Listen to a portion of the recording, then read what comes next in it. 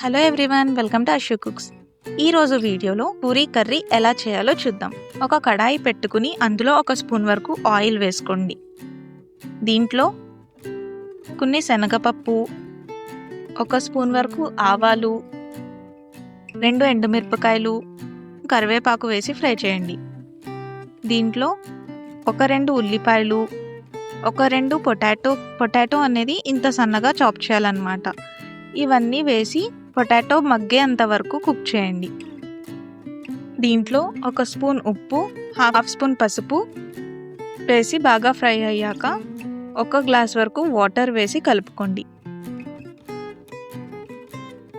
4 to 5 spoons వరకు శనగపిండి తీసుకుని అందులో వాటర్ వేస్తూ లమ్స్ అనేవి ఏమీ లేకుండా ఈ విధంగా మిక్స్ చేయండి. ఈ వాటర్ బాయిల్ వచ్చాక మనం ముందుగా మిక్స్ చేసి పెట్టుకున్న శనగపిండిని దీంట్లో వేయాలి.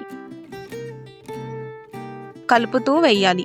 స్టవ్ ఆఫ్ చేసే ముందు కొంచెం గ్రేట్ చేసుకున్న క్యారెట్ వేసుకోండి, టేస్ట్ బాగుంటుంది. అంతే అండి, పూరీ కర్రీ రెడీ అయిపోయింది. ఒకసారి ట్రై చేసి కమెంట్ చేయండి. Please subscribe to Ashu cooks.